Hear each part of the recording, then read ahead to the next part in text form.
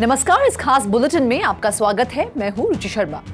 Leading virtual digital assets fresh catalyst की कमी के कारण पिछले 24 घंटों में एक रेंज में फंसे हुए हैं, जबकि एक्सचेंज ट्रेडेड फंड पर अपडेट का इंतजार है। मार्केट की अनिश्चितता के अनुसार सिक्योरिटीज एक्सचेंज कमीशन जल्द ही कई पेंडिंग प्रपोजल्स को मंजूरी देगा। ऑप्टिमिज्म के कारण बिटकॉइन पिछले हफ्ते उच्च स्तर पर बंद होने के बाद $38,000 के स्तर से ऊपर चला गया। दुनिया की सबसे बड़ी क्रिप्टो करेंसी फिलहाल 0.4% की गिरावट के साथ $37,794 पर ट्रेड कर रही है। ईथर ने $2,000 से ऊपर ट्रेड करना जारी रखा है। इसने वर्तमान में 1.2% की गिरावट के साथ $2,027 पर ट्रेड किया है। BTC ETF अप्रूवल की संभावना की वजह से क्रिप्टो में भारी मात्रा में फंड्स का इनफ्लो हुआ है, जिससे पूरे बोर्ड में कीमतें बढ़ गई हैं। BTC ने पिछले 3 महीनों में 40% की बढ़त हासिल की है और बढ़ती वोलेटिलिटी के बीच ईयर टू डेट 130% की बढ़त हासिल की है। इसने मार्केट सेंटिमेंट्स को ऊंचा उठा दिया है, जो अब पिछले महीने के स्तर को पार कर गया है। 72 पर ग्रीड जोन में मजबूती से बना हुआ है, जो सस्टेन्ड स्ट्रेंथ को दर्शाता है। इसके साथ ही हालांकि पिछले 24 घंटों में ग्लोबल क्रिप्टो मार्केट कैप 0.1% घटकर $1.42 ट्रिलियन हो गई है। इसके साथ ही टोटल क्रिप्टो मार्केट का वॉल्यूम 6.2% कम होकर $48.2 बिलियन हो गया है। DeFi का टोटल वॉल्यूम वर्तमान में $4.8 बिलियन है। सभी स्टेबल कॉइन्स का वॉल्यूम $43.4 बिलियन है, जो टोटल क्रिप्टो मार्केट के 24 आवर वॉल्यूम का क्रमशः 10% और 90% का प्रतिनिधित्व करता है। बिटकॉइन का डोमिनेंस वर्तमान में 52.1% है, जो दिन के मुकाबले 0.1% अधिक है। टॉप 15 टोकन का बैरोमीटर IC15 इंडेक्स 0.2% की गिरावट के साथ 47,576 पर आ गया है। इस बीच ग्रेस्केल बिटकॉइन ट्रस्ट के मैनेजर ग्रेस्केल 2018 के बाद पहली बार ट्रस्ट के एग्रीमेंट को अपडेट कर रहे हैं, क्योंकि इसका लक्ष्य ETF लिस्टिंग से पहले GBTC के स्ट्रक्चर को अनुकूलित करना है। दो प्रमुख बदलाव हैं, फी स्ट्रक्चर और शेयर्स का फ्रिक्शनलेस क्रिएशन या प्रिजम्पशन। अबू धाबी के फाइनेंशियल फ्री जोन में एक नया प्लेटफॉर्म M2 लॉन्च किया गया है, जो रिटेल और इंस्टीट्यूशनल UAE क्लाइंट्स के लिए ट्रेडिंग और कस्टोडियल सर्विसेज प्रदान करता है। फाइनेंशियल सर्विसेज रेगुलेटरी अथॉरिटी द्वारा मल्टीलैटरल ट्रेडिंग फैसिलिटी और कस्टोडियन के रूप में रेगुलेटेड M2 UAE क्लाइंट्स को वर्चुअल एसेट्स खरीदने, बेचने और कस्टडी में रखने में सक्षम बनाएगा। क्लाइंट्स प्लेटफॉर्म पर रजिस्टर कर सकते हैं और वर्चुअल एसेट्स की कस्टडी और ट्रेडिंग सहित 2 हफ्ते के भीतर फुल ऑनबोर्डिंग सर्विसेज तक पहुंच सकते हैं। M2 बिटकॉइन और इथेरियम पर 10.5% तक की यील्ड्स के साथ एक अर्न प्रोडक्ट प्रदान करता है, जिसका लक्ष्य उभरते वर्चुअल एसेट क्लास में ट्रस्ट, सिक्योरिटी और इंटेग्रिटी को बढ़ावा देना है। फाइनेंशियल स्टेबिलिटी बोर्ड ने सुझाव दिया है कि क्रिप्टो इंडस्ट्री को FTX घोटाले जैसी स्थितियों को रोकने के लिए एडिशनल रेगुलेशंस की आवश्यकता हो सकती है।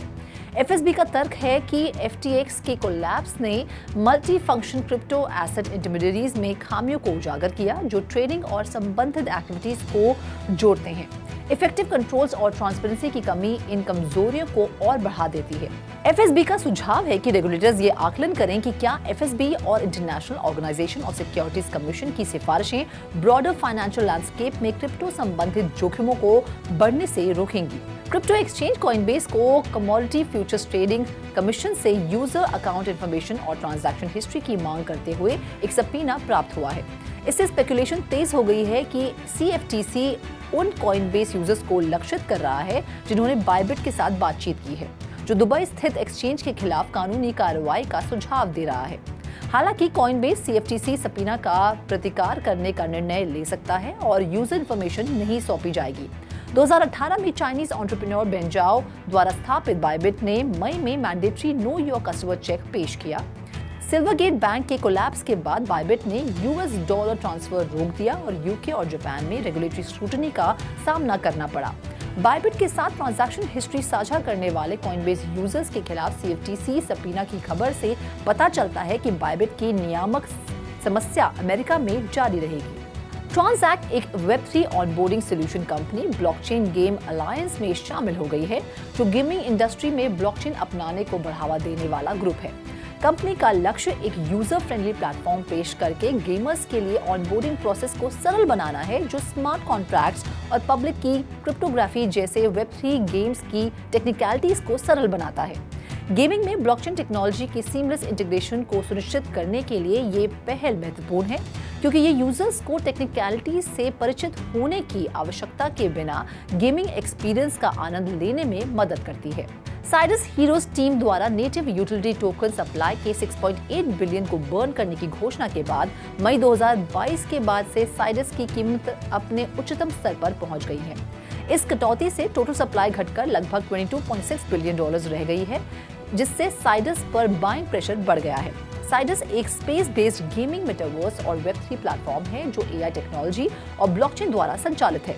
इसका sides heroes ecosystem dual token system के साथ प्ले टू अर्न गेमिंग और नॉन फंजिबल टोकन्स प्रदान करता है। साइडस एक यूटिलिटी टोकन है, जबकि सेनेट गवर्नेंस टोकन है। साइडस हीरोज के मेटावर्स का केंद्र है, जो मार्केटप्लेस ट्रांजैक्शन सहित इन गेम और आउट ऑफ गेम फंक्शनैलिटीज को सुविधाजनक बनाता है। Hong Kong based venture capital firm Animoca brands ने सबसे बड़े वैलिडेटर के रूप में अपनी स्थिति मजबूत करते हुए टन नेटवर्क यानी टन ब्लॉकचेन में निवेश किया है। ये स्ट्रेटेजिक मूव गेमिंग और मेटावर्स प्रोजेक्ट पर एनिमोका के फोकस के अनुरूप है, जो टन इकोसिस्टम के विकास में योगदान देता है। कंपनी टन इकोसिस्टम के भीतर थर्ड पार्टी गेमिंग वेंचर्स का सक्रिय रूप से समर्थन कर रही है, जो ब्लॉकचेन नेटवर्क के dedicated gaming infrastructure project TON play के समर्थन पर जोर दे रही है। ये स्ट्रेटेजिक मूव ब्लॉकचेन और गेमिंग के बढ़ते इंटरसेक्शन को उजागर करता है, क्योंकि टन गेमिंग इंडस्ट्री में डिसेंट्रलाइज्ड एप्लीकेशन के लिए एक मजबूत इंफ्रास्ट्रक्चर प्रदान करता है। स्पेनिश टैक्स एडमिनिस्ट्रेशन एजेंसी ने नए नियम पेश किए हैं, जिसके लिए व्यक्तियों और कॉर्पोरेशन को 31 मार्च 2024 तक विदेश में अपनी क्रिप्टो होल्डिंग की घोषणा करने की आवश्यकता है। ये कदम अपने बॉर्डर्स के भीतर क्रिप्टो करेंसी ट्रांजैक्शन को रेगुलेट करने और टैक्स लगाने के स्पेन के प्रयासों का हिस्सा है। नॉन स्पेनिश प्लेटफॉर्म्स पर क्रिप्टो एसेट्स रखने वाले स्पेनिश रेजिडेंट्स को नए शुरू किए गए फॉर्म 721 का उपयोग करके अपनी डिक्लेरेशन सबमिट करनी होगी, जो 1 जनवरी 2024 से शुरू होगी और 31 मार्च 2024 तक समाप्त होगी।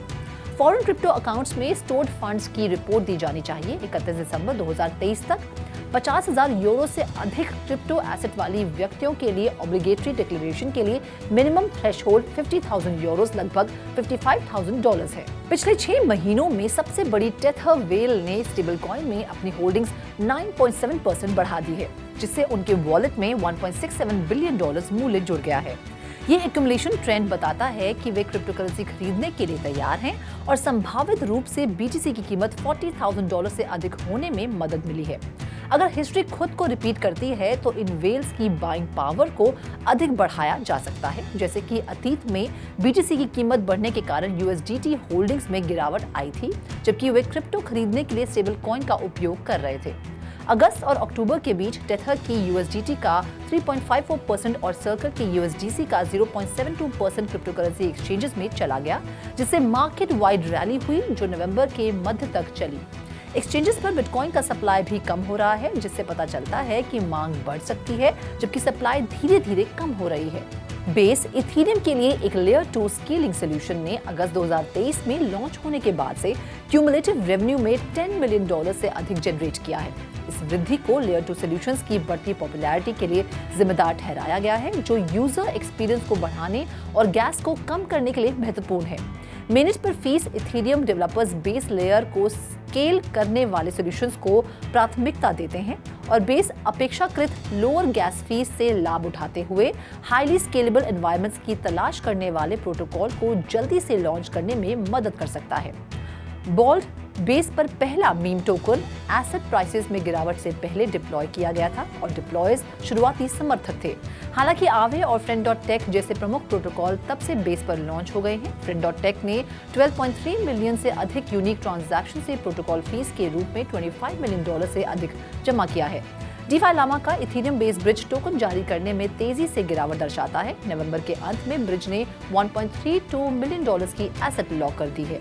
L2 बीटा डेटा के आधार पर टोटल वैल्यू लॉक्ड $580 मिलियन से ऊपर स्थिर होने से पहले लॉन्च होने के बाद TVL में लगातार वृद्धि दर्शाता है। वर्तमान में बेस का TVL स्टेबल और आमतौर पर दृढ़ है, लेकिन ETH की स्टॉप रेट्स और प्रोटोकॉल के TVL के बीच डायरेक्ट कोरिलेशन है। जैसे जैसे इथीरियम मोमेंटम पकड़ता है, इसकी अत्यधिक संभावना है कि बेस अधिक एसेट्स को मैनेज करेगा, जिससे रेवेन्यू और भी अधिक बढ़ जाएगा। इस खास बुलेटिन में फिलहाल इतना ही। आप देखते रहिए 3.2 टीवी और ज्यादा जानकारी और स्टोरी से लॉग ऑन करें हमारी वेबसाइट www.3tv.io पर या फिर QR कोड को स्कैन करें।